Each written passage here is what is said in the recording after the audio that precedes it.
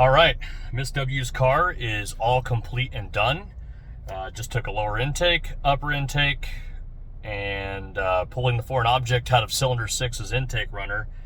And then after that, just going ahead and actually diagnosing the original concern she took it to Midtown Kia for, and replacing the VPS sensor, which was probably, I don't have any clue how much that thing cost. But considering the sensor is the size of like 4 quarters stacked on top of each other, and it's just a potentiometer, probably wasn't that much.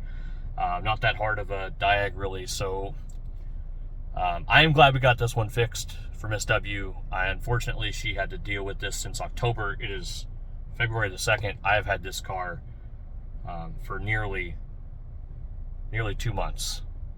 Right, I think this car got dropped off December 6th or whatever I said in one of the last videos. Super frustrated by this. I'm glad that we were able to fix this for her, but I hope this never happens again. So let that be a lesson to you. I don't know what the lesson would be, other than find a trustworthy technician. Go to a shop. If you're the shop you use now, call them up and go, hey, how much continuing education do you guys do?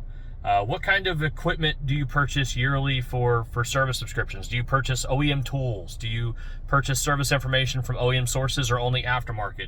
Ask questions like that. If they don't have answers, or they go, yeah, our guys are real good, they don't need to do training or whatever, then find a new shop. If they're not doing training, they're not keeping up. There's no way.